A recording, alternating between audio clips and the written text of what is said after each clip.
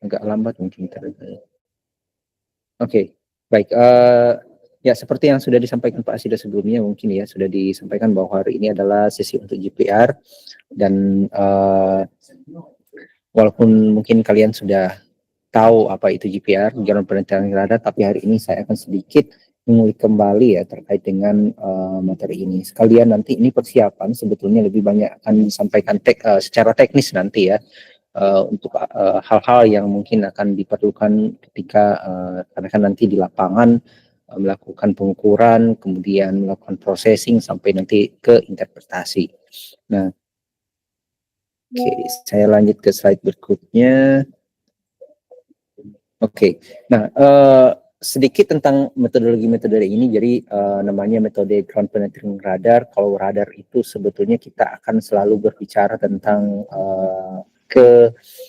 akan sangat berkaitan dengan elektromagnetik ya. Makanya di dalam metode radar tentunya kita menggunakan atau kita berdasarkan pada sifat elektromagnetik dari sebuah benda. Dimana kalau kita berbicara tentang elektromagnetik, ada pertama yang kita tahu adalah passing gelombangnya ada, ya, yang dikenal kalau dalam GPR ini adalah dalam rentang gelombang radio gitu ya.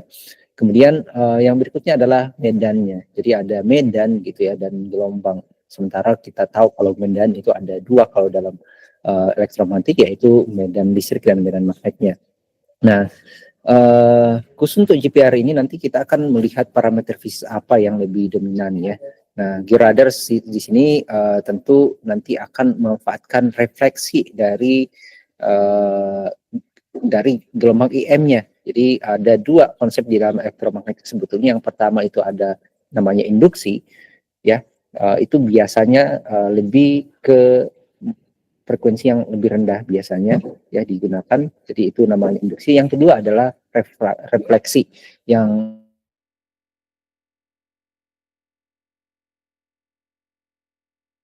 ini frekuensinya itu di rentang sekitar 10 MHz sampai dengan 4000 MHz atau sekitar 4 GHz gitu ya. Nah, dan itu akan berpengaruh kemana? Berpengaruh ke resolusi dan tentunya kedalamannya. Nah, sehingga kalau kedalaman metode GPR ini bisa optimalnya itu dari 0 sampai sekitar 40 meter. Bahkan sekarang bisa lebih dari itu ya tergantung dari frekuensinya tadi dan tentu tergantung dari mediumnya nanti karena akan terkait dengan penetrasi kedalamannya ya. Nah, oke, untuk selanjutnya, nah ini kita sedikit berbicara tentang teori gitu ya. Walaupun ini mungkin apa ya sesuatu yang saya ulang-ulang ya bahwa di dalam metode GPR ya atau IM secara umum ada paling tidak 3 komponen yang perlu kita ketahui ya.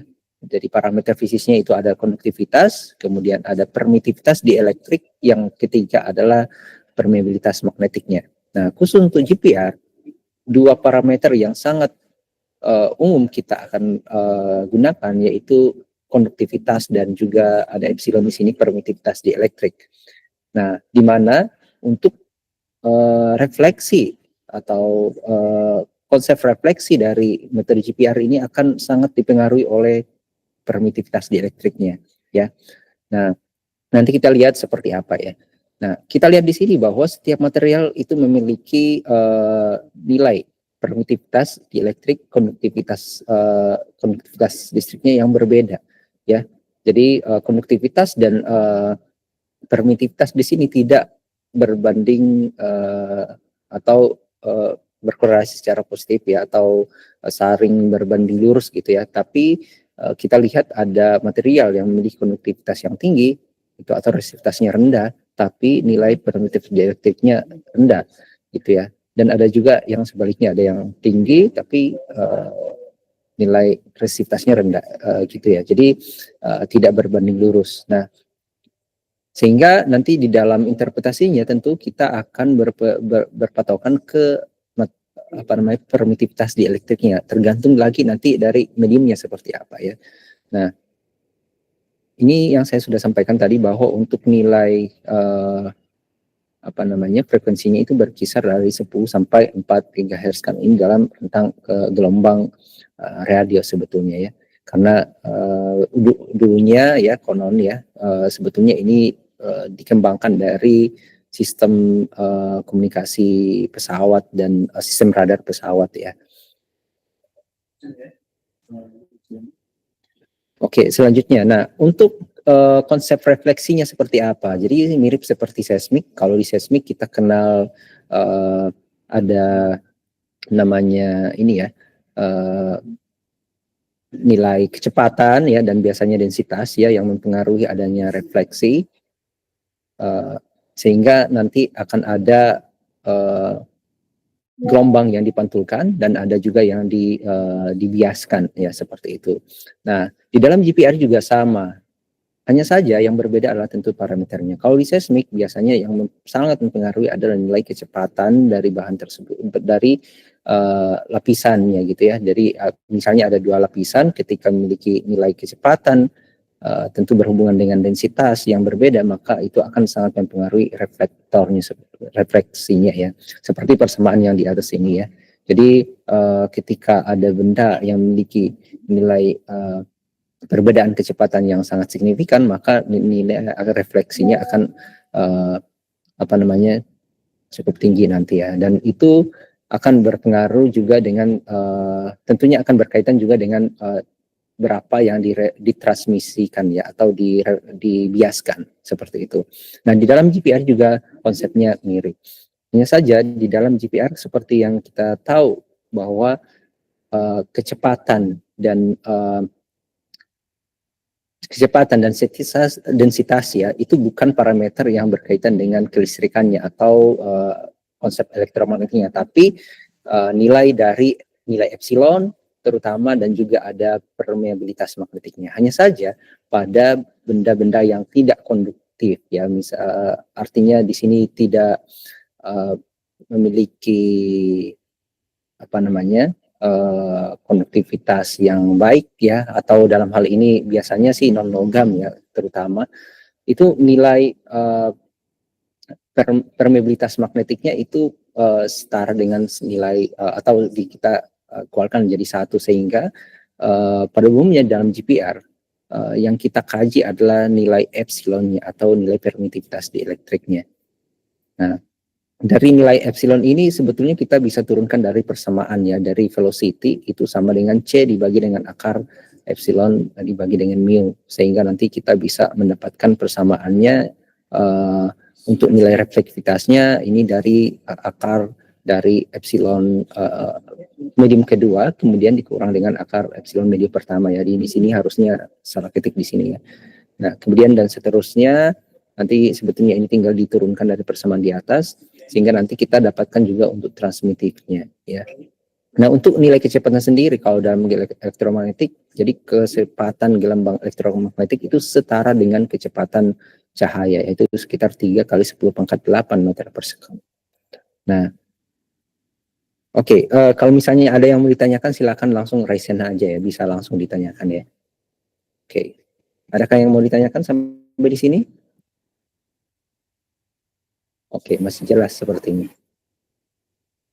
Oke, kita lanjut. Nah, selain itu di dalam GPR ada beberapa hal lagi yang perlu kita pahami, yaitu kedalamannya. Sementara kedalaman di sini sangat dipengaruhi oleh faktor atenuasi.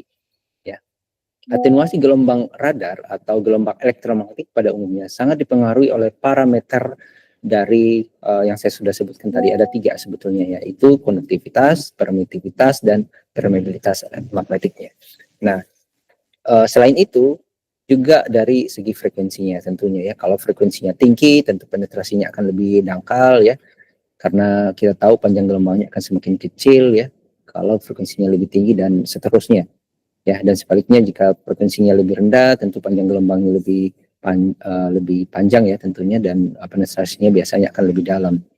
Nah, selain itu faktor yang sangat mempengaruhi adalah nilai konduktivitas dan juga nilai permitivitas dan permeabilitas magnetiknya. Dari persamaan ini kita bisa lihat bahwa nilai atenuasi itu sangat dipengaruhi oleh pertama tadi frekuensi tentunya, yang kalau kita lihat di sini semakin tinggi frekuensinya, ini omega ya, frekuensi sudut, semakin tinggi frekuensinya maka faktor atenuasinya semakin besar. Artinya apa? Artinya ketika faktor atenuasinya semakin besar, maka akan semakin cepat hilang tuh gelombangnya ya, amplitudenya ya. Jadi kita lihat di sini bahwa nilai amplitudo dari gelombang IM ini sangat dipengaruhi oleh faktor atenuasi ini ya. Jadi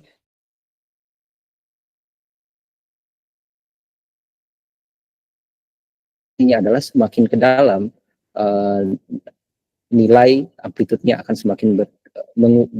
semakin hilang secara eksponensial. Kalau secara eksponensial tuh bisa kita lihat ya. Oke, jadi dia berkurang secara oke, sepertinya jaringan saya hilang ya, deh. Kedengaran Mas ya? Oke. Sorry tadi sempat lost connection deh. Ya. Jadi kalau kita lihat di sini bahwa ini akan berkurang secara eksponensial ya. Jadi kita lihat pada gambarnya ya bahwa gelombang IM akan berkurang secara eksponensial berdasarkan nilai faktor atenuasi. Nah tadi ada frekuensi tentunya, kemudian yang berikutnya adalah nilai konduktivitas dan nilai permeabilitas magnetik dan permitivitas dielektriknya. Namun kalau kita lihat di sini yang paling sebetulnya mendominasi dari nilainya adalah nilai konduktivitasnya nantinya. Nah kemudian kita kaji lagi, ternyata ini akan berkaitan juga dengan adanya frekuensi tentunya tadi permitivitas magnetik, permitivitas dielektrik, dan ini ada dua kondisi ya, ketika nilai konduktivitas ini lebih tinggi dari nilai frekuensi dikali dengan permitivitas dielektriknya, maka untuk nilai konstanta atenuasinya ini setara atau sebanding dengan nilai akar dari omega atau frekuensinya dikali dengan mu, permitivitas magnetiknya dikali dengan nilai konduktivitasnya. Artinya di sini karena nilai epsilonnya sangat kecil maka tidak diperhitungkan ya di dalam nilai atau tidak berpengaruh terhadap nilai konstanta atenuasinya. Nah, namun pada kondisi di mana frekuensi dikali dengan epsilonnya jauh lebih besar daripada konduktivitasnya, maka kita lihat dari persamaannya, di sini persamaannya menjadi konduktivitas dibagi 2 dikali dengan akar mu per epsilon, di mana di sini mengindikasikan bahwa kita memperhitungkan nilai epsilon ya dan juga mu. Nah, oleh karena itu, di mana letak GPR nanti di sini? Di antara keduanya, yaitu nilai frekuensi. Karena kita ketahui bahwa frekuensi GPR itu sangat besar, maka kita menggunakan kondisi yang kedua, di mana nilai frekuensi yang dikali dengan epsilon itu jauh lebih besar daripada konduktivitas, sehingga nilai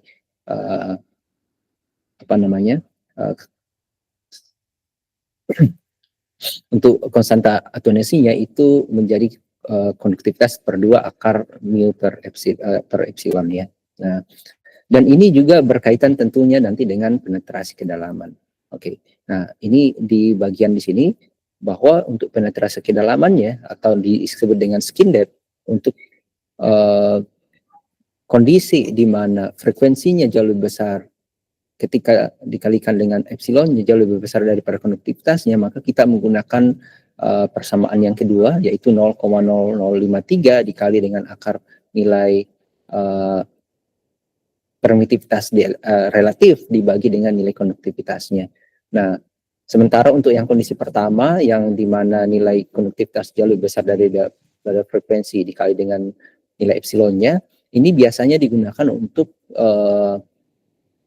metode elektromagnetik seperti magnetotelurik yang memiliki frekuensi memang sangat rendah, yaitu bisa sampai 10⁻⁵, di mana kita tahu bahwa nilai konduktivitas akan jauh lebih besar daripada nilai frekuensi itu sendiri.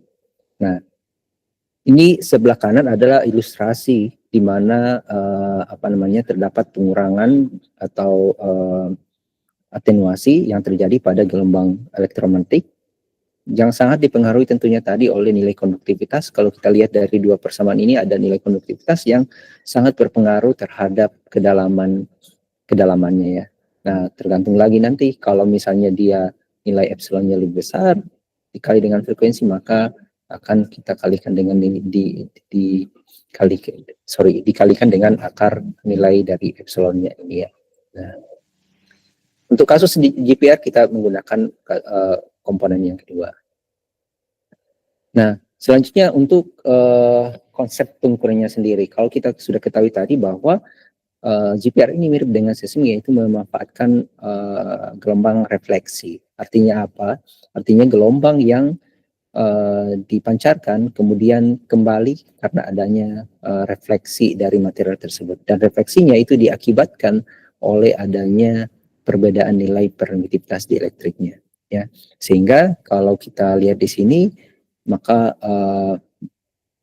saat kita ngukur yang kita akan lihat adalah yang di tabelnya ya, ada namanya two way travel times atau waktu yang dibutuhkan oleh gelombang dari transmitter ke objeknya, kemudian dipantulkan kembali dan diterima oleh receiver, dan kita akan mendapatkan di sini time atau waktu yang dibutuhkan.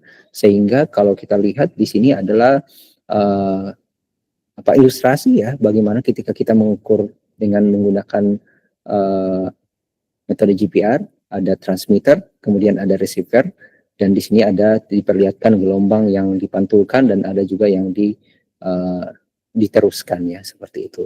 Nah, sehingga nanti ketika kita melihat objeknya ini cenderung akan mengikuti objek. Karena kenapa? Kalau misalnya kita lihat di bagian sini misalnya ya, apakah mau saya terlihat? Sorry. Terlihat Pak. Ya, mungkin saya ini. Nah, kalau kita lihat di bagian sini, ini kan jaraknya ya antara transmitter dan receiver ini akan lebih dekat dengan jarak yang di sini ya. Nah, sehingga apa yang terjadi?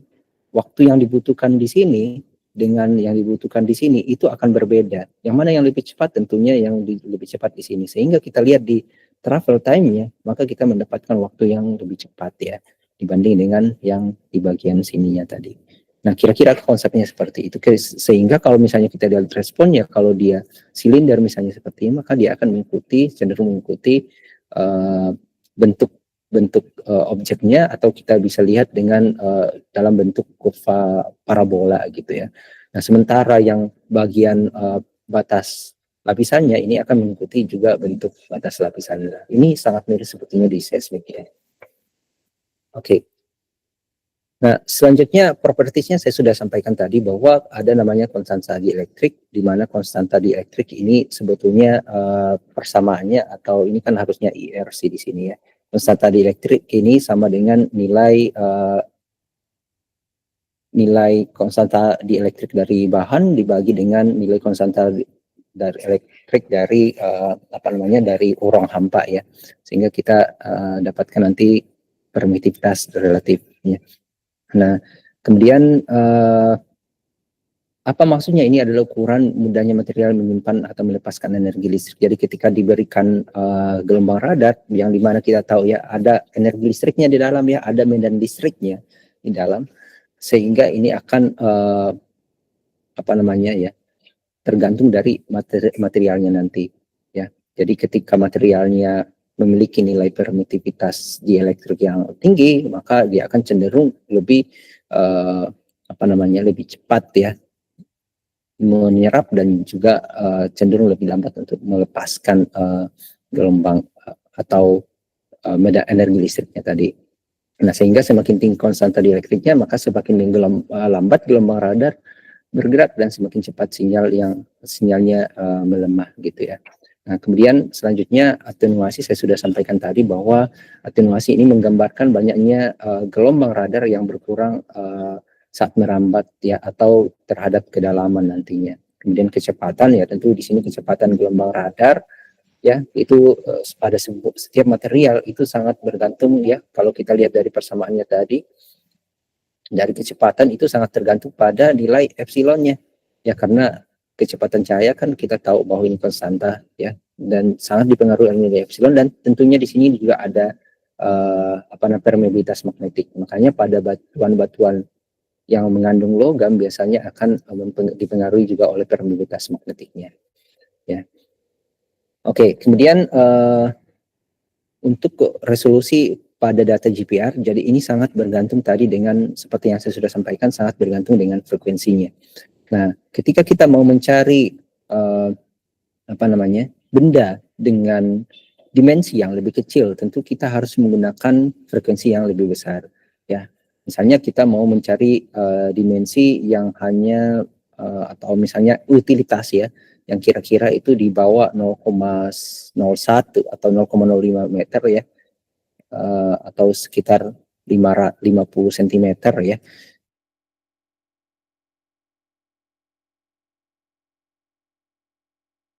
Sorry ya.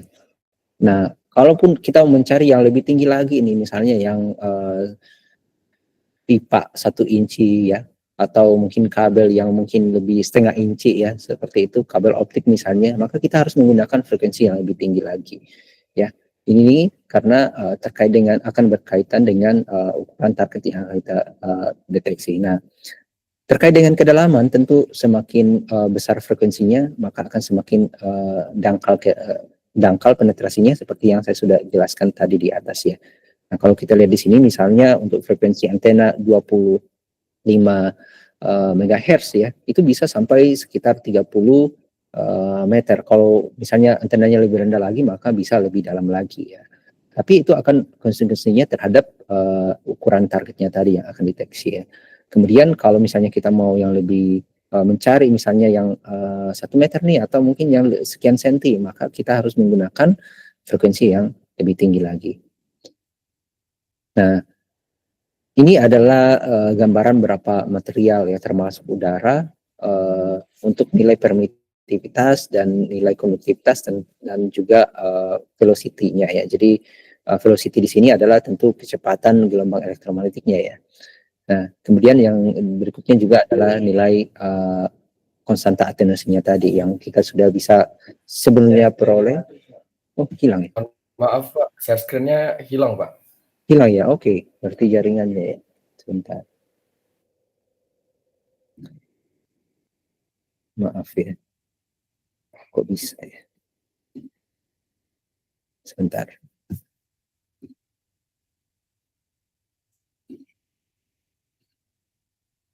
Oke. Apakah sudah bisa terlihat kembali? Sudah sampai di mana tadi ya? Sudah sampai di sini ya? Atau slide sebelumnya? Sampai di sini ya? Tadi sampai yang slide ini ya, yang warna hijau ya? Oke. Baik, saya ulang kembali. Iya Pak, sampai resolusi Pak.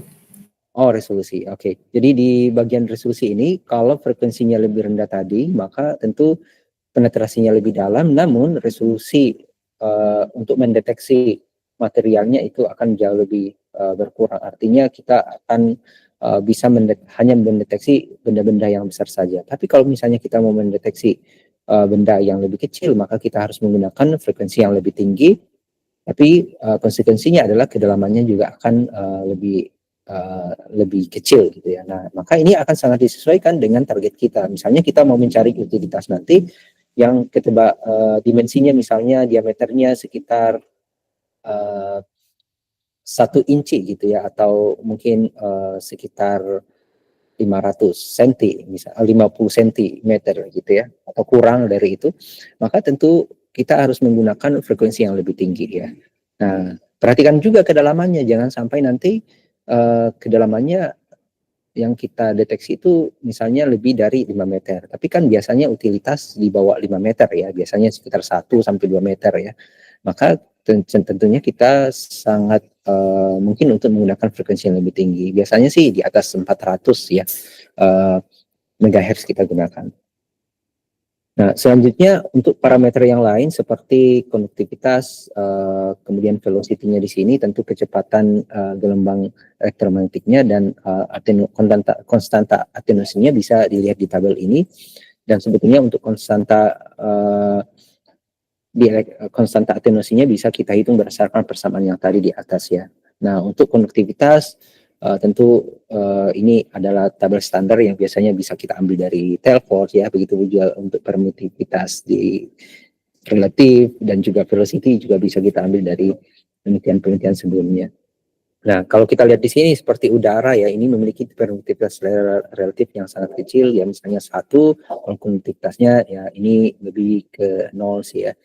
Jadi tidak memiliki konduktivitas. Kemudian velocity-nya di udara kalau elektromagnetik ya itu sekitar 0, meter per nanosecond ya. 0,3. Nah, kita lihat yang lain misalnya kalau kita di air laut nih, nah ternyata permutativitas relatifnya sangat besar gitu ya. Kemudian konduktivitasnya sangat besar. Apa konsekuensinya? Konsekuensinya adalah keatenuasi yang cukup besar. Artinya apa? Ketika kita mengukur di pinggir pantai misalnya gitu ya, maka atenuasinya akan jauh lebih besar ketika daripada kalau kita mengukur di misalnya tanah yang di pasir gitu ya, atau di batu lana ataupun yang lain ya. Sehingga ini akan sangat berkaitan dengan kedalaman nantinya ya. Oke, nah di dalam tahap pengerjaan GPR ya ini mungkin yang perlu jadi catatan ya. Yang pertama itu kita akan memiliki yang namanya persiapan. Jadi mungkin ini adalah tahapan yang hampir sama ya untuk setiap apa namanya pengambilan atau pekerjaan dalam geofisika. Yang pertama adalah pasti ada persiapan, kemudian nanti selanjutnya adalah survei dan data akuisisi, kemudian adalah data processing atau biasanya sebelum ada data processing di sini ada tuh namanya QA dan QC ya. Jadi harus di quality assurance dan ada quality controlnya. Kemudian masuk processing dan selanjutnya interpretasi. Nah, sebelumnya ada lagi yang terakhir biasanya ada namanya apa namanya? Menjadi perbaikan model atau perbaikan interpretasi ya, namanya sintesis ya, tapi itu biasanya dilakukan di tahapan terakhir sekali sih biasanya kalau kita punya data-data yang lain yang harus kita integrasikan. Nah, di persiapan ini kita harus menyiapkan kebutuhan, misalnya kebutuhan survei, kebutuhan alat, kemudian tentunya nanti dari penentuan targetnya kita butuh informasi apa saja, misalnya kita butuh informasi geologinya, atau kalau misalnya kita mau deteksi utilitas, misalnya kita butuh peta utilitas misalnya ya, ataupun yang lain. Nah itu kita persiapkan di awal. Kemudian pemilihan antena. Nah ini seperti yang saya sampaikan tadi, dalam memilih antena perlu perhatikan adalah targetnya, dimensinya seperti apa, kemudian selanjutnya adalah kedalaman target yang kita akan cari itu seperti apa. Jadi sangat penting di sini. Kemudian pemilihan lintasan. Nah ini untuk lintasan sendiri, nah kita harus tahu kondisi geologinya ya, misalnya apakah daerahnya pasir ataukah dekat laut. Tentunya ini akan berkaitan juga nanti dengan kedalaman ya. Nah itu adalah konsep yang perlu kita ketahui dalam membuat desain survei nantinya, sehingga ketika kita membuat desain survei tidak asal-asalan saja ya, jadi asal buat garis seperti itu ya, jadi jarak antar misalnya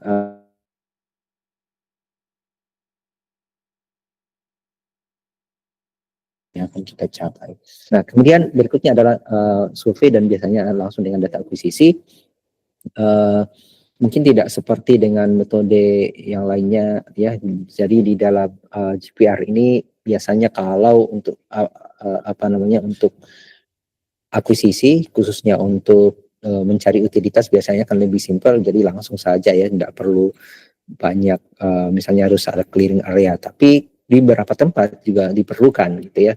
Nah, tetapi kalau misalnya targetnya bukan utilitas, tentu harus ada clearing area sebelumnya ya. Jadi kita harus clearkan areanya di mana kita harus melakukan survei. Apalagi kalau misalnya kita menggunakan GPR yang shielded ya, yang biasanya ada rodanya ataupun ya yang ada rodanya. Jadi itu sangat membutuhkan area yang clear atau bersih gitu ya. Nah, yang perlu dilakukan adalah menghindari pemakaian atau membawa alat elektronik ya. Jadi ini akan sangat mengganggu. Seperti yang kita ketahui bahwa sinyal GPR ini kan sebetulnya menggunakan sinyal gelombang radio ya.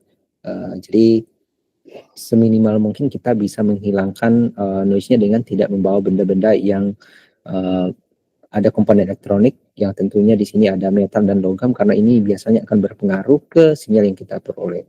Tapi cenderung untuk yang alat yang shielded biasanya yang ini tidak begitu terpengaruh, tapi untuk menghindari noise yang ada sebaiknya juga tetap dihindari untuk dibawa ya.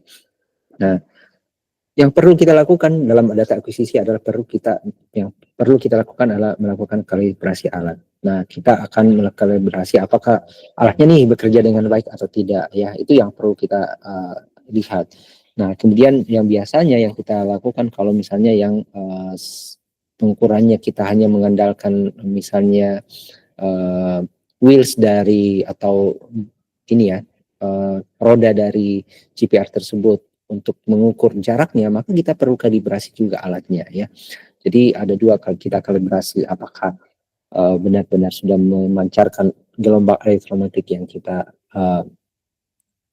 kita inginkan, gitu ya. Kemudian yang berikutnya adalah terkait dengan jaraknya. Tapi biasanya kalau untuk jarak, biasanya kita tetap menggunakan meteran, ya, ataupun GPS RTK biasanya yang sangat presisi, ya, untuk pengambilan posisinya nantinya. Nah, setelah kita melakukan akuisisi, selanjutnya kita akan melakukan seperti yang saya sampaikan, biasanya ada QC data. Jadi kita cek satu persatu datanya dulu apa kebenaran datanya baik atau seperti apa gitu. Biasanya kita lakukan di lapangan juga gitu, ya. Nah, setelah itu kita akan melakukan processing. Nah, dalam melakukan pengolahan data, tujuannya atau pengolahan sinyal gitu, ya.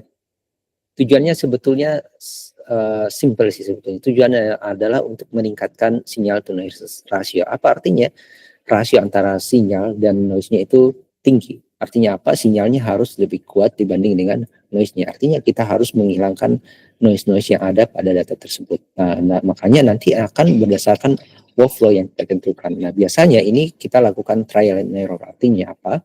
Karena setiap lapangan itu memiliki noise yang berbeda. Jadi misalnya kita ngukur di kota itu, ya, dibandingkan dengan di misalnya di kecamatan lah, misalnya dibandingkan dengan Bandar Lampung, tentu noise-nya sangat berbeda gitu, ya. Tingkat noise-nya berbeda. Maka workflow-nya nanti akan mengikuti tergantung dari tempatnya tersebut. Mungkin kalau di kampung-kampung mungkin tidak banyak menggunakan filtering gitu, ya, atau proses-proses yang lain. Tapi kalau misalnya di kota kita harus menghilangkan noise-noise yang tertentu, maka kita menambahkan beberapa proses yang lain. Nanti akan dijelaskan oleh Pak Putu, ya, lebih lengkapnya. Kemudian yang terakhir adalah kita akan melakukan interpretasi. Apa itu interpretasi? Seperti yang saya sampaikan, biasanya kalau di kedokteran tuh namanya diagnosa gitu. Artinya kita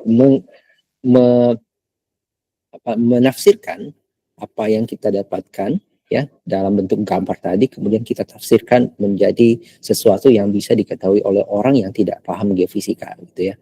Jadi kita akan mengidentifikasi sinyalnya seperti apa sesuai dengan tadi yang saya sampaikan, sifat fisiknya dan target yang kita tentukan. Misalnya kita cari utilitas, maka kita akan menentukan nih di mana utilitasnya.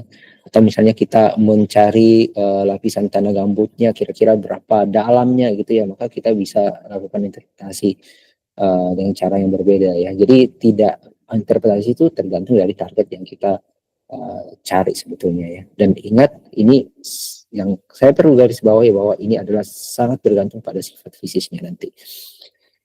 Oke, nah apa saja yang perlu kita ketahui sebelum kita mengolah data? Yang pertama tadi, kita harus tahu tuh frekuensi yang kita gunakan. Karena jangan sampai ketika kita melakukan filtering contohnya, kita melakukan cut off frekuensi, malah frekuensi sinyal yang kita harusnya dapatkan gitu, atau kita harus pertahankan, malah itu yang kita filter. Nah, itu yang harus perlu dipertimbangkan. Yang berikutnya adalah jenis materialnya. Jenis material ini sangat berpengaruh nanti terkait dengan kedalaman. Pertama dari geologinya kita harus tahu tuh batuan di mana kita mengukur, karena nanti ujung-ujungnya akan terkait dengan kecepatan di sini, ya. Nah, selanjutnya adalah targetnya. Misalnya kalau targetnya adalah metal dengan targetnya non metal, tentu akan berbeda tuh cara kita melihat nanti datanya. Nah, kemudian terkait dengan kecepatan, karena kecepatan ini akan sangat berpengaruh nanti terkait dengan kedalaman penetrasi. Karena seperti yang kita ketahui bahwa tadi kan ada travel time, ya. Jadi kurva vertikalnya biasanya adalah time, kemudian di sini adalah jarak atau ini time, ya. Kemudian jarak. Nah, maka nanti kita akan konversi time tersebut menjadi kedalaman atau depth gitu, ya. Nah, salah satu rumus yang kita gunakan, ya, rumus kecepatan sepertinya rumus ini, ya, biasa kedalaman, yaitu kedalaman kecepatan kan sama dengan jarak ini ya, jarak per waktu gitu ya, atau per t. Nah, sementara kita sudah punya time di sini.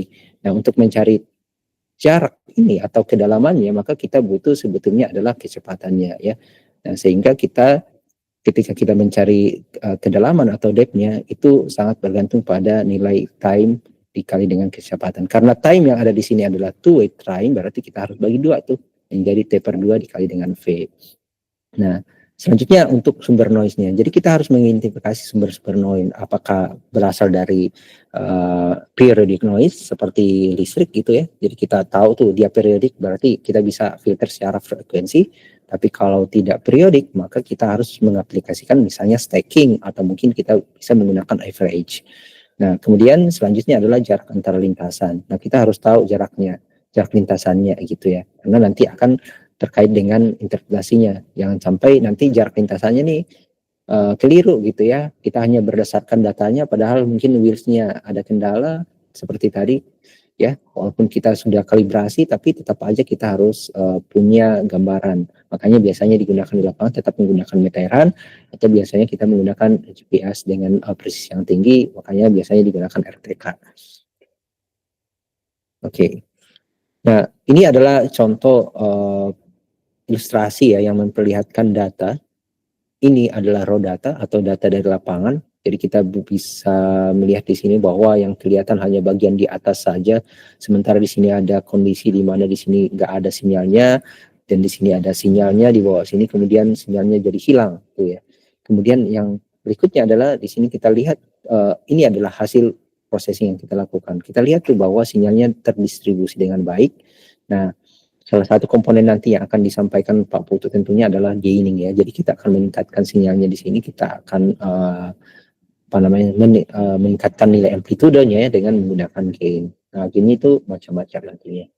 Nah, di dalam interpretasi ya, jadi ini tadi adalah gambaran processing. Jadi processingnya tadi beda-beda, nanti akan dijelaskan lebih banyak oleh Pak Putu. Kemudian kalau kita lihat selanjutnya di sini adalah tahapan interpretasi. Nah, untuk tahapan interpretasi, kalau kita interpretasinya adalah utilitas tadi, maka kita biasanya melihatnya dari polanya, gitu ya, biasanya dalam bentuk parabola ya. Nah, semakin tinggi biasanya, semakin kuat sinyalnya biasanya lebih cenderung ke bahan-bahan yang metal tadi ya, karena nilai perbedaan permitivitas elektriknya sangat jauh berbeda dengan kondisi lingkungannya. Kembali lagi tergantung lagi kondisi lingkungannya. Kalau kondisi lingkungannya juga konduktivitasnya cukup besar, kemungkinan besar kita akan melihat perbedaan yang tidak begitu signifikan. Nah, tapi ketika kita melakukan interpretasi perlapisannya, maka kita akan melihat dari yang biasa dikenal dengan phases-nya gitu ya, atau pengendapannya. Oke. Pertanyaan slide saya masih terlihat belum ya? Masih ya? Masih, Pak. Oke, baik. Masih, Pak. Nah, kalau kita lihat dari sini, ini adalah pola ya, atau basis ini lebih ke pola pengendapan atau pola dari batuan gitu ya. Biasanya di seismik juga ada sih, jadi mirip juga di GPR sebetulnya. Jadi ini adalah pola yang tentunya kita peroleh dari hasil pengukuran tadi ya, dari data yang kita punya, kemudian kita olah dan kita akhirnya nanti mendapatkan pola-pola yang berbeda. Nah, pola-pola yang berbeda ini mengindikasikan sebetulnya ke batuan atau material yang ada. Misalnya kalau kita lihat di sini semua paralel sinyalnya ya, searah. Ini atau biasanya kita lihat di sini dari refleksinya berarti ini continue ya. Jadi berlanjut. Ini biasanya lebih mengarah ke batuan-batuan yang memiliki yang lebih homogen ya. Misalnya fine sand gitu ya, atau material yang lebih lebih kecil materialnya, atau bijinya gitu ya. Jadi ini contohnya pada fine sand. Nah, selanjutnya kalau material yang lain, misalnya kalau kita di sini ya ada paralel itu yang terjadi di sini. Jadi ada pola-pola, kita lihat ya, paralel di sini ya, ada yang saling silang dan sebagainya. Nah, ini biasanya mengandung material-material yang lebih keras atau lebih lebih besar butirnya biasanya ya. lebih besar butirnya, dan contohnya kalau di sini ada medium sand atau materialnya lebih besar ya gitu ya. Nah, kalau misalnya batuan yang lebih besar lagi jenis materialnya gitu ya, misalnya gravel ya atau korsen di sini biasanya akan lebih acak lagi ya pola sinyalnya. Ini sebetulnya mirip sekali dengan di seismik ya. Nah, kita lihat di sini bahwa pola pengendapan dari uh, dari material tersebut sangat mempengaruhi nanti pola refleksi yang kita peroleh ya, atau dari fasies yang kita lihat di radagramnya nanti. Oke. Nah, beda lagi nanti misalnya ada batuan metamorf ataupun yang lain, tentu akan berbeda jenis refleksinya atau jenis fasiesnya nanti ya. Nah, untuk alur pengolahan data GPR yang umum ya, jadi ada namanya move trace time, ini ke koreksi namanya stati biasanya ya, dipengaruhi ada dua hal biasanya karena jarak dari si transmitter receivernya itu ada jarak ke tanah, kemudian yang kedua adalah biasanya juga dipengaruhi oleh direct wave ya, yang tentunya ini kita antisipasi supaya tidak ada harusnya di data kita ya. Kemudian yang selanjutnya adalah DEWO, ini untuk mengurangi frekuensi dengan frekuensi yang sangat rendah ya. Nah, dalam GPR jangan berharap bahwa sinyal yang sangat rendah itu benar-benar sangat rendah gitu ya, tapi dalam tentunya rendah di sini dalam rentang gelombang ini ya, radio ya tadi, dalam rentang gelombang GPR. Kemudian selanjutnya adalah ada gain tadi ya, untuk meningkatkan amplitudo sinyalnya. Jadi ada macam-macam, ada yang mengikuti tadi atenuasinya, ada juga yang manual, kita bisa manual nanti gainnya ya, macam-macam jenis gain. Kemudian ada bandpass filter, biasanya memang banyak digunakan bandpass filter karena kita sudah tahu rentang frekuensi GPR kita atau pusat frekuensi kita berapa, jadi biasanya kita menggunakan bandpass filter. Kemudian ada background removal, ini untuk menghilangkan sinyal-sinyal background ya, biasanya sih yang memiliki amplitudo rendah biasanya ya, walaupun memiliki frekuensi yang sama, cenderung biasanya ini memiliki amplitudo yang lebih rendah. Kemudian ada running average, seperti yang saya sampaikan tadi, running average ini bisa digunakan untuk menghilangkan noise yang tidak tidak periodik ya misalnya. Kemudian ada koreksi topografi, tentunya ini dalam tahapan interpretasi ini sangat diperlukan karena tentu ketika kita memasukkan topografi ini akan berpengaruh terhadap penampilan atau tampilan dari radagramnya. Nah, ingat catatannya seperti yang saya sudah sampaikan bahwa flow pengolahan data ini bisa saja bervariasi tergantung kondisi data dan tujuannya seperti apa ya. Jadi kalau misalnya kita ngukur di kota dengan di kampung, mungkin flow-nya akan jauh berbeda ya. Nah, selanjutnya untuk bagian ini ya, jadi kita bisa lihat di sini yang pertama tadi adalah move trace time. Jadi kita bisa lihat bahwa di sini ada jarak ya, yang seharusnya ini adalah surface-nya, tapi di sini ada jarak yang memperlihatkan pola seolah-olah ini adalah lapisan gitu ya, tapi ini kita harus hilangkan. Maka biasanya di dalam melakukan proses yang pertama yaitu move trace time, jadi kita anggap ini sebagai titik nolnya ya. Nah, selanjutnya kalau kita lihat dari amplitudenya ya, seperti yang saya sampaikan tadi bahwa penetrasi kedalamannya itu sangat dipengaruhi oleh kondisi lapangannya. Tentunya di sini kondisi lapangan dipengaruhi akan berkaitan dengan konduktivitas, permitivitas tadi ya. Nah, di penetrasi ini tentu tergantung juga dari frekuensi tadi ya. Kalau kita menggunakan frekuensi yang sangat tinggi ya, tentu jangan kita berharap untuk mendapatkan penetrasi yang lebih dalam. Nah, walaupun kita sudah menggunakan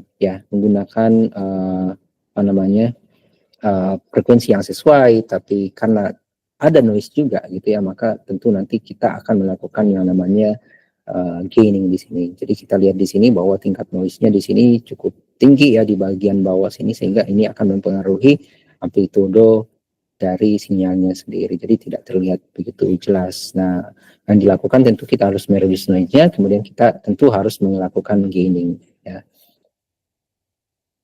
Oke, selanjutnya ini hal yang lain ya, kalau kita lihat ya. Jadi ketika kita sudah menghilangkan noise-nya, selanjutnya tahapannya adalah kita harus meningkatkan sinyalnya. Di sini karena di sini kita lihat terdapat atenuasi ya di bagian sini tidak begitu jelas polanya, sehingga kita nanti perlu melakukan gaining. Jadi yang sinyal rendah nanti menjadi mungkin lebih tinggi seperti ini ya. Oke. Nah, hal yang lain adalah di sini ya kita lihat bahwa penetrasi kedalaman tadi sangat dipengaruhi juga dengan adanya noise di sini ya.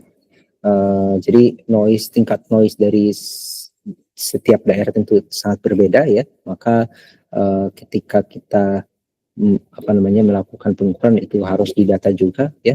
Dan ketika noise-nya di sini cukup tinggi ya, tentu ini akan mempengaruhi nanti kondisi sinyal yang kita dapatkan. Nah, oleh karena itu sebisa mungkin ketika kita tahu kondisi-kondisi yang ada di lapangan, kita bisa menghilangkan noise-nya dengan baik, dan ini akan mempengaruhi juga nanti sinyal atau resolusi dari penetrasi atau data yang kita punya. Oke, dan mungkin itu saja yang saya ingin sampaikan. Nanti selanjutnya yang disampaikan Pak Putu, seperti yang saya sampaikan di sini, akan dijelaskan tentang apa itu gelombang langsung ya, yang saya sampaikan tadi itu kita bisa gunakan untuk koreksi statisnya. Silakan Pak Putu. Mungkin saya stop share aja ya Pak. Ya, boleh Pak Andri. Saya stop aja ya. Oke. Oke, suara saya kedengaran ya. Ini suaranya agak serak-serak ya, nggak apa-apa ya. Kita lanjutkan ya pembahasan dari Pak Andri tadi. Kita sudah lihat beberapa contoh hasil dari radargram berikut sinyal dan noise-nya gitu ya, yang ada pada data pengukuran kita ya. Saya mau konfirmasi, ini screen-nya udah kelihatan belum ya? Sudah, Pak. Oke, sudah Pak. Oke, kita akan coba lihat lebih jauh ya karakteristik dari radargram ya. Jadi data yang kita ambil di lapangan, nah ini biasanya disebut sebagai radargram ya. Nah, jadi kita sudah diperlihatkan beberapa contoh radargram tadi ya sama Pak Andri. Kita coba akan analisis dan lihat karakteristik ada apa saja sih pada radargram itu ya. Nah, jadi dalam pengukuran radargram ya, itu kan tadi ada banyak ya. Selain ada sinyal, ternyata radargram itu juga ada noise-nya gitu ya. Dan kalau lihat dari gambar ini, noise itu cenderung proporsinya sama gitu ya. Tapi kalau kalian lihat GPR sinyal itu semakin ke bawah gitu ya, atau semakin dalam, itu rasio sinyalnya semakin rendah. Nah, tujuan kita dalam pengolahan data GPR itu kan sebenarnya untuk meningkatkan sinyal to noise ratio ya. Nah, jadi kita masih ada PR nih meningkatkan sinyal yang ada di area ini gitu ya. Nah, di area ini kan nih sinyalnya berkurang gitu ya. Nah, PR kita adalah bagaimana cara kita melakukan pengolahan data untuk meningkatkan rasio sinyal tadi gitu ya. Nah, tapi dalam proses pengolahan sinyal kita tentu perlu tahu dulu gitu ya, noise itu ada apa saja sih gitu ya, sehingga ketika kita melakukan pengolahan sinyal, kita tahu noise mana yang mau kita hilangkan gitu ya, atau kita tahu noise apa yang mau kita eliminasi dari data kita.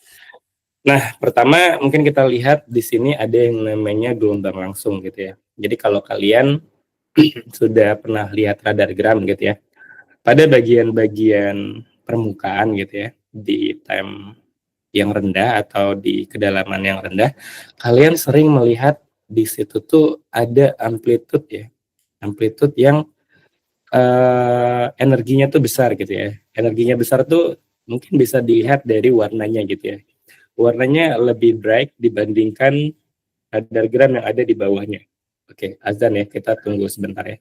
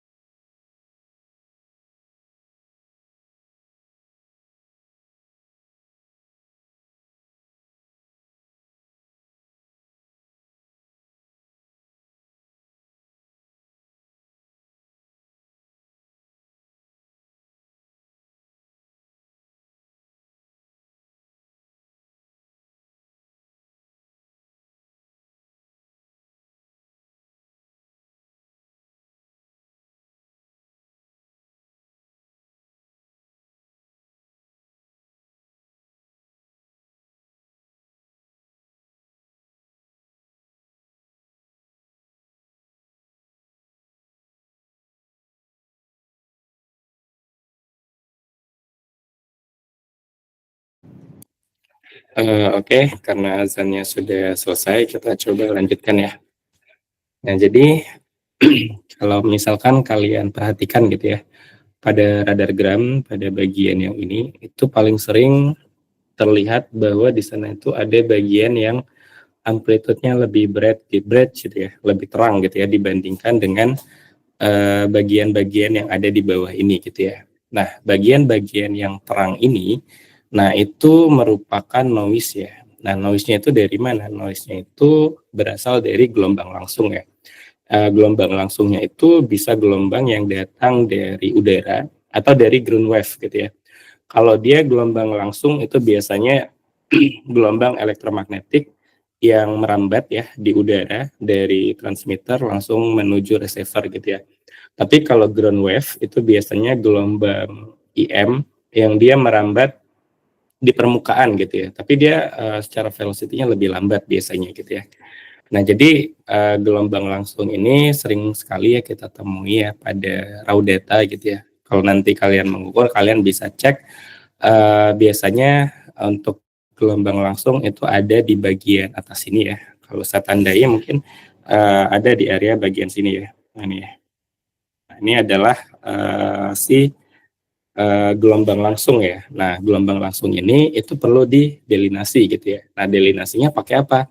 Nah, delinasinya karena karakteristik dari gelombang langsung ini dia punya amplitude yang besar dan biasanya dia ada di permukaan atas. Ini dia bisa hilang dengan cara kita melakukan gain dan juga melakukan filter gitu ya. Nah, dengan dua itu nanti kita bisa mereduksi si gelombang langsung ini. Kemudian ada background noise ya. Tadi sempat dijelaskan juga sama Pak Andri gitu ya, bahwa ketika kita mengukur, tak jarang kita juga bisa merekam gelombang-gelombang background gitu ya. Gelombang background itu gelombang yang dari mana? Karena tadi GPR itu kan sebenarnya adalah gelombang radio gitu ya. Ya tentu saja noise-nya datang dari berbagai macam sumber gitu ya. Dari stasiun radio, stasiun TV, dari telepon seluler, dari HT. Kadang kalau kita survei geofisika itu kan sering kita bawa HT gitu ya. Jadi sebisa mungkin ketika survei ya barang-barang telekomunikasi seperti ini itu harus dihindari dibawa gitu ya. Terus ada juga yang datangnya dari komunikasi militer, sinar matahari. Nah, jadi kita bisa perkirakan gitu ya. Apalagi kalau misalkan nanti kan kalian kuliah lapangannya di ITERA gitu ya. Terus kalau di kuliah lapangan ITERA itu kan ada SUTEP gitu ya. Nah, itu juga bisa berpengaruh sehingga bisa menyebabkan adanya background noise gitu ya pada data-data kalian ya. Mungkin background noise sebenarnya bisa dilihat di seperti gambar yang di bawah ini gitu ya, sebelah kiri ini. Jadi nanti bisa dilihat background noise ini biasanya dia polanya acak gitu ya. Dan itu bisa hilang ketika kita lakukan filter background noise di proses pengolahan data. Nah, kemudian ada juga yang namanya noise ringing gitu ya. Jadi kalau misalkan kita sering melakukan aktivitas untuk pemetaan utilitas gitu ya, itu kan kalau di jalan-jalan banyak banget ya. Kalau misalkan kalian lihat ada sambungan atau saluran pembuangan air gitu ya, atau drainase. Nah, itu kan sering gitu ya, saluran air itu ditutupi kayak semacam penutup yang bahannya itu dari besi atau baja gitu ya. Nah, noise ringing itu biasanya banyak dihasilkan oleh objek-objek yang seperti itu.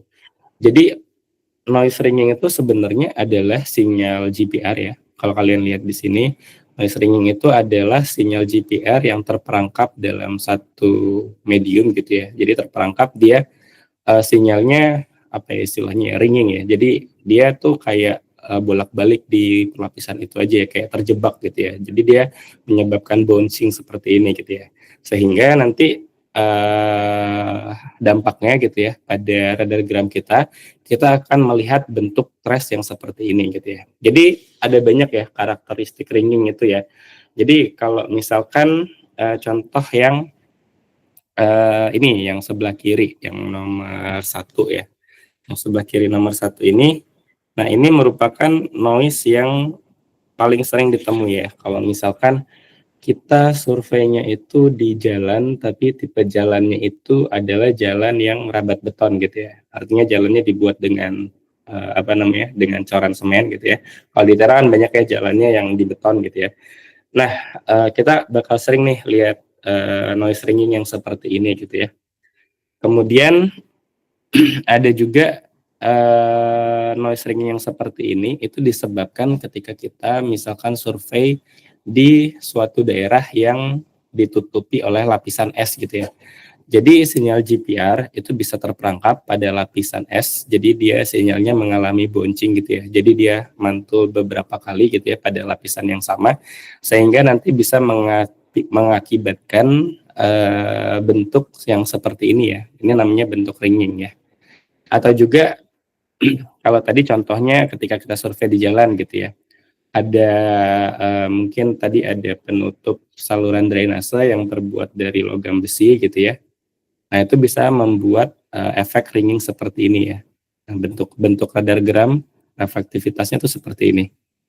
Atau juga kalau misalkan ada genangan air ya, kayak misalkan dalam jalan gitu ya, ada satu bagian lobangan yang tergenang air gitu ya. Kalau kita lewat gitu ya, GPR lewat di atas ini ya, kalau kita lewat di atas ini gitu.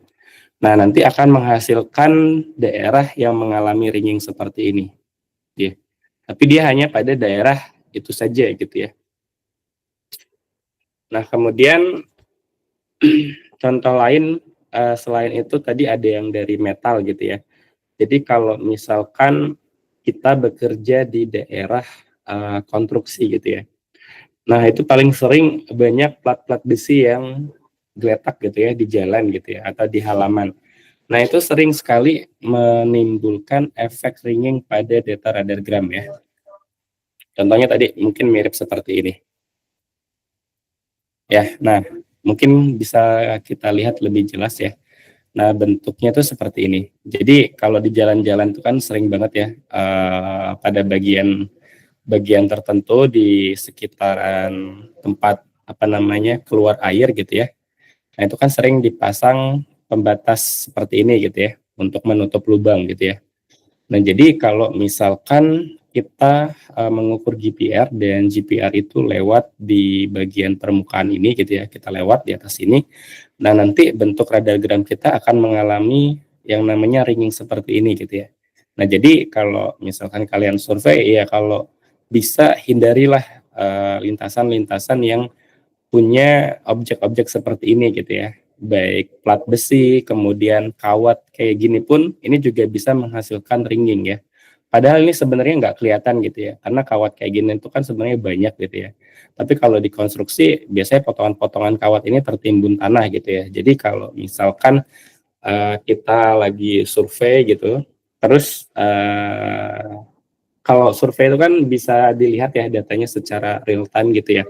Operator bisa melihat dan melakukan QC gitu ya secara real time pada lintasan yang kita lalui gitu ya. Jadi kalau misalkan kita menemukan objek-objek yang seperti ini atau ringingnya bisa langsung dideteksi secara real time ya. Nah, nanti kita bisa melakukan proses yang namanya tadi salah satunya kan yang namanya QA dan QC gitu ya. Quality assurance dan quality control gitu ya. Nah, jadi untuk memperbaiki data-data yang memiliki noise-noise seperti ini, kita bisa lakukan berbagai macam treatment ya. Jadi jangan sampai datanya sudah selesai diambil, udah pulang gitu ya, baru mau mengolah, baru kelihatan ada data yang mengalami ringing gitu ya. Seharusnya kalau misalkan ketika survei kalian sudah lihat ada potensi ringing, noise ringing yang seperti ini, karena noise ringing kayak gini itu sulit hilang gitu ya. Sulit hilang, jadi sebisa mungkin dihindari ya. Jadi kalau misalkan ada objek, ya kita bisa geser lintasannya gitu ya. Jadi kalau ada besi yang seperti ini kita bisa geser sedikit. Terus kalau misalkan ada kawat, ya kawatnya bisa kita bersihkan gitu ya. Kita ambil jangan sampai menghalangi jalannya dari GPR ya. Jadi sebisa mungkin kita mendapatkan data mentah yang paling ideal lah gitu ya, yang noise-nya itu lebih minim gitu ya. Sehingga nanti ketika kita mau mengolah data, kita tidak perlu terlalu effort untuk mencari parameter yang bagus untuk mendelinasi noise yang ringing ini, karena noise ringing ini adalah noise yang paling sulit untuk dihilangkan gitu ya. Kemudian ini juga bisa menjadi patokan gitu ya. Jadi dalam proses interpretasi data gitu ya. Jadi misalkan dalam pemetaan utilitas gitu ya, kan kebanyakan utilitas itu diidentifikasi dari pola reflektivitas yang diberikan gitu ya. Jadi kebanyakan utilitas tadi yang sudah disampaikan Pak Andri juga, jadi ketika ada utilitas berbentuk silinder ya, pipa besi atau sebagainya, itu akan memberikan respons atau reflektivitas yang bentuknya itu berupa parabola gitu ya. Nah, tapi kadang dalam data kita, itu kita bisa menemukan mungkin lebih dari satu hiperbola gitu ya, contohnya seperti ini ya. Jadi datanya itu sebenarnya realnya seperti itu, di sana hanya ada satu macam utilitas gitu ya, atau semacam satu pipa gitu ya. Tapi dalam radargram kita bisa saja yang ditampilkan itu adalah lebih dari satu hiperbola gitu ya. Nah, sebenarnya itu juga bagian dari noise ringing ya. Nah, noise ringingnya itu bisa kita identifikasi bahwa setiap hiperbola yang dihasilkan, kalau misalkan kalian hitung jarak antara masing-masing hiperbola, ini kan kalau kalian lihat ada 3 gitu ya. Ini hiperbola yang pertama ya, bagian yang atas ini gitu ya. Kemudian ini yang pertama ya, terus ada yang ini yang kedua, dan ini yang ketiga gitu ya. Nah, untuk memastikan ini kan jangan sampai kalian mempicking atau menandai utilitas yang salah gitu ya. Jadi kalian harus tahu mana posisi yang benar untuk si utilitasnya gitu ya. Nah, jadi cara memastikannya kalau misalkan kalian ukur gitu ya. dari puncak tertinggi dari setiap masing-masing hiperbola gitu ya, berarti puncak yang ini. Terus kalian hitung jaraknya dengan puncak kedua, itu akan sama dengan puncak kedua ke puncak ketiga. Nah, berarti untuk puncak kedua dan puncak ketiga itu sudah fix, itu dia bukan utilitas baru gitu ya, tapi ini adalah utilitas yang disebabkan karena adanya proses noise ringing tadi yang berasal dari satu utilitas yang sama gitu ya. Jadi bentuk ini dan bentuk yang ini itu adalah respon ringing ya akibat adanya si utilitas yang ini. Nah, jadi tentu saja yang harus kalian pikir hanya satu saja gitu ya, satu utilitas yaitu tepat di puncak si hiperbola yang pertama gitu ya. Jadi nanti kalian bisa hitung posisi untuk masing-masing hiperbolanya gitu ya. Jadi kalau dia jaraknya antara parabola pertama dan parabola yang kedua itu sama gitu ya dengan yang ketiga, nah itu sudah dapat dipastikan untuk yang kedua dan yang ketiga itu merupakan efek ringing yang disebabkan oleh si utilitas seperti itu. Oke, nah kemudian ada lagi noise yang lain ya, namanya free air reflection. Nah, free air reflection itu noise-nya mirip banget dengan noise yang disebabkan adanya utilitas ya. Bentuknya pun sama hiperbola, tapi dia sebenarnya bukan utilitas ya. Jadi free air reflection itu adalah noise yang berasal dari sinyal GPR yang bocor ke udara, kemudian sinyal tersebut terpantul pada objek sekitarnya dan gelombang langsung akan merekam bentuk difraksi palsu. Nah, ini yang namanya free air reflection ya. Bentuknya itu sama ya, mirip banget dengan bentuk hiperbola seperti ini gitu ya. Ya, jadi bentuknya sama hiperbola, tapi dia sebenarnya asalnya itu adalah dari noise-noise yang bocor, dari sinyal-sinyal yang bocor ke udara gitu ya. Jadi kalau ada sinyal GPR yang bocor ke udara, kemudian dia terpantul gitu ya, misalkan kalau ini ada terpantul dari tiang lampu gitu ya, atau kalau misalkan kita surveinya pada daerah yang dekat-dekat bangunan gitu ya, misalkan seperti ini. Jadi ketika kita survei ke dekat bangunan seperti ini, itu kadang ada sinyal kita yang bocor gitu ya. Tapi kalau udaranya bebas gitu ya, di sekitar kita itu nggak ada apa-apa, ya dia tidak akan terpantulkan gitu ya. Tapi kalau misalkan ada objek yang bisa memantulkan kembali sinyalnya, nah nanti dia bisa menyebabkan adanya bentuk difraksi palsu. Nah, ini disebut sebagai noise free air gitu ya. Nah, sekarang pertanyaannya gimana cara membedakan antara mana yang difraksi yang dihasilkan oleh utilitas dan mana difraksi yang dihasilkan oleh noise free air. Kira-kira ada yang punya jawaban nggak? Kira-kira ada yang tahu jawabannya nggak?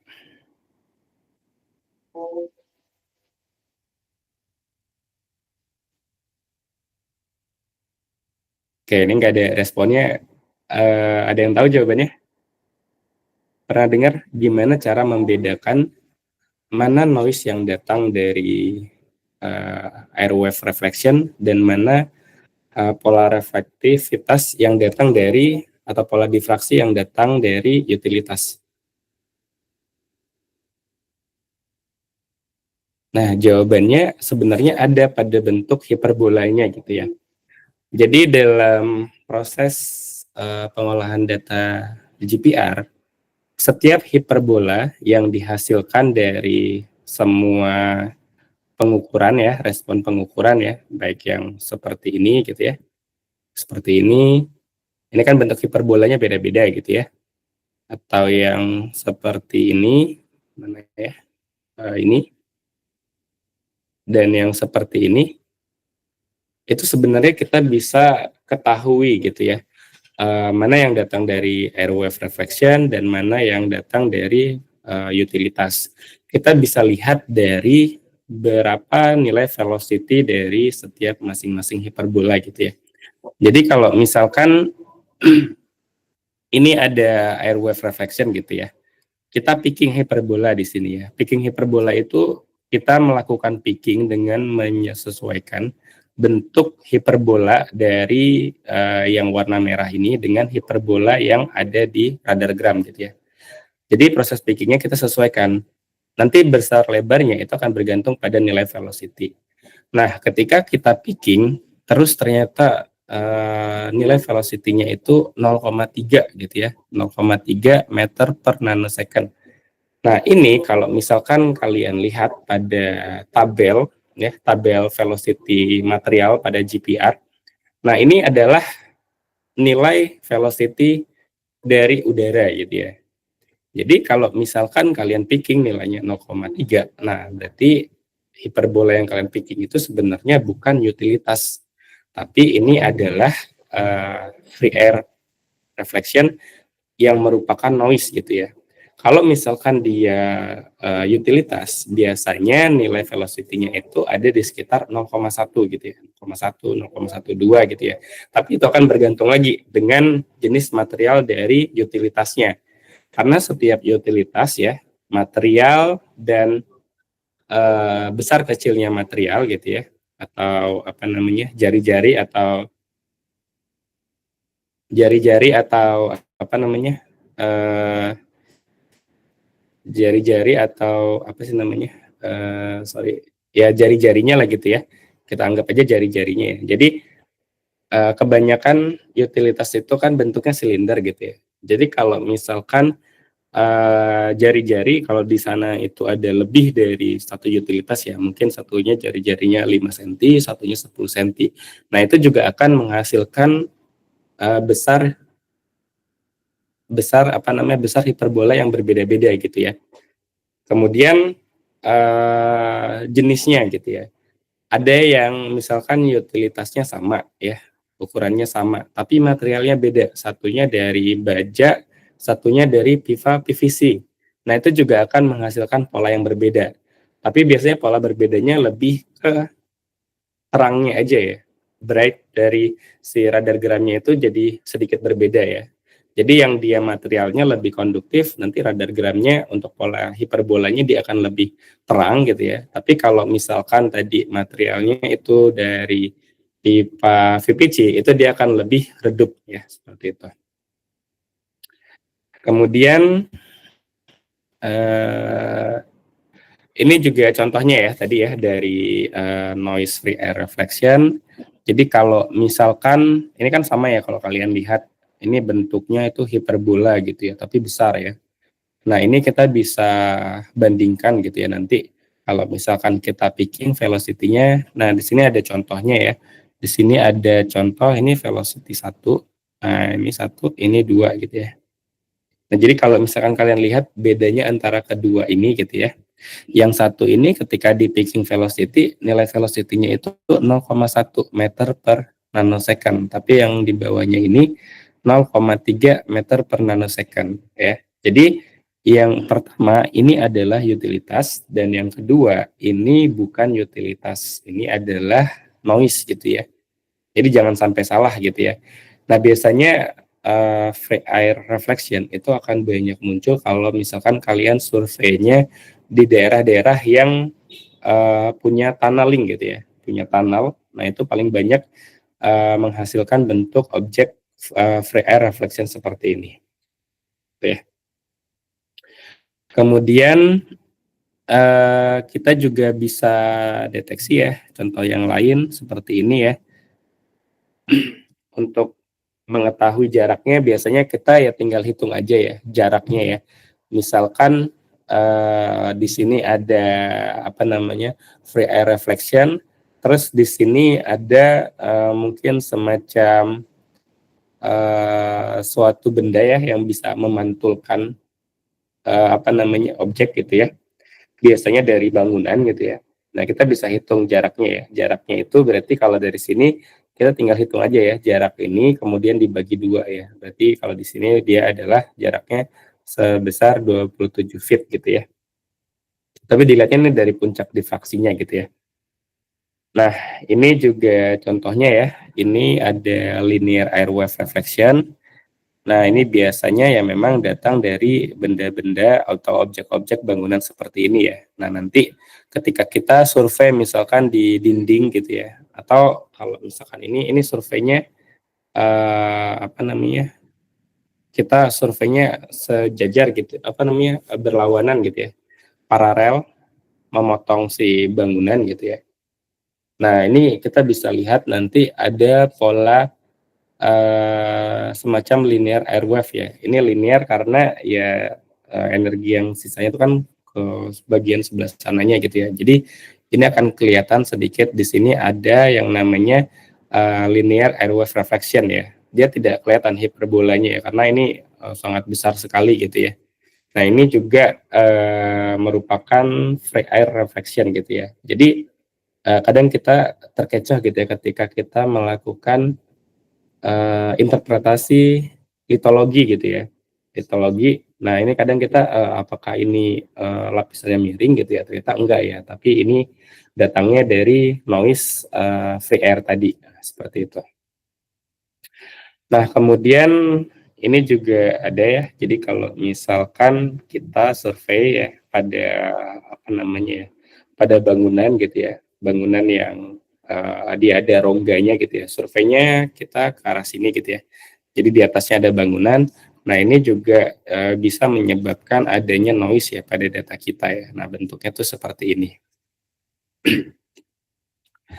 Kemudian ini ada beberapa contoh ya sampel untuk hasil dari pemetaan utilitas ya. Nah, jadi kalau kalian lihat, nah di sini ada bagian yang kosong ya, tapi ini masih raw data gitu ya. Sebenarnya kalau data GPR ya, raw data itu sebenarnya sudah kelihatan ya sinyal-sinyal yang mau menjadi target kita ya, kayak semacam utilitas. Kalau utilitas ketika kita survei itu paling sering gampang langsung dideteksi ya. Jadi ketika survei pun biasanya pada radargram itu bisa langsung terlihat bentuk hiperbola yang kita cari gitu ya. Jadi ini ada beberapa contoh ya yang diambil dengan alat namanya itu zone ya, zone E12. Ini contoh dari pemetaan utilitas, kalau nggak salah ini datanya dari Jogja gitu ya. Nah, jadi ada data radargram gitu ya, kita bisa lihat di sini ada satu utilitas hiperbola gitu ya, yang kita lihat dari radargram bentuknya hiperbola. Nah, ini bisa kita identifikasi secara langsung sebenarnya ya. Ini merupakan hiperbola, mungkin kita juga bisa estimasi langsung di sini kedalamannya ya. Mungkin kalau dari sini kedalamannya itu sekitar 1 meter gitu ya.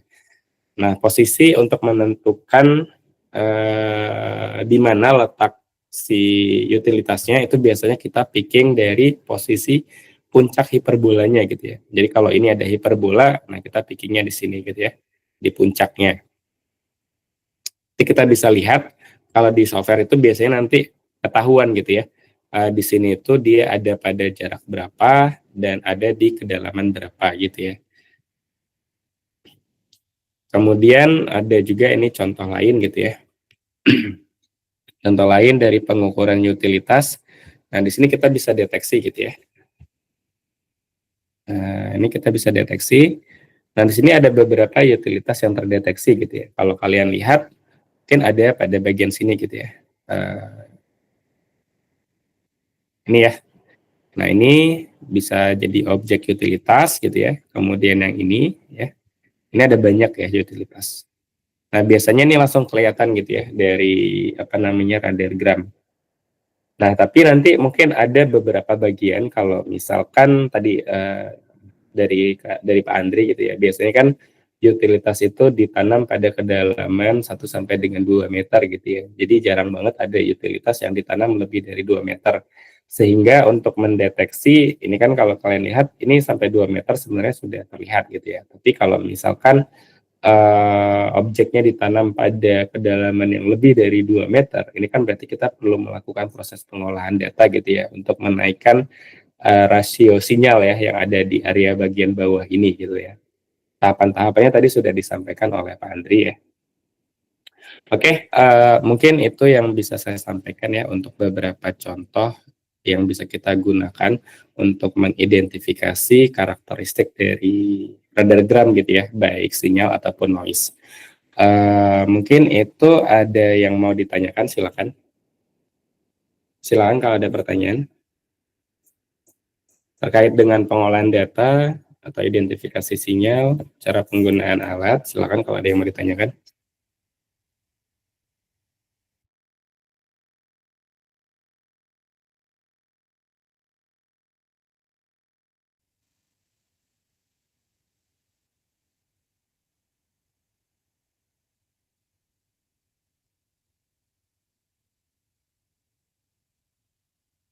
Oke, kalau tidak ada pertanyaan, mungkin saya kembalikan ya ke Pak Asido. Silakan Pak Asido.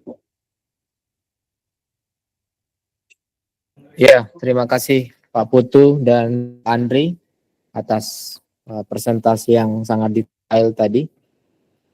Nanti teman-teman akan diberikan tugasnya menyusul ya di Pak Andri dan Pak Putu terkait dengan tugas prakerlapnya ya. Nanti silakan dihubungi asistennya seperti itu. Nah, untuk pertemuan besok itu akan kita lakukan pembekalan metode seismik refraksi. Itu dimulai dari 7:30 malam ya, setelah maghriban 7:30 malam. Dan mulai dari besok akan ada kuis di pertengahan bisa jadi, di akhir bisa jadi untuk semua metode karena kita lihat dosennya berkomunikasi, kalian tidak ada yang menjawab ya. Jadi tolong dipersiapkan.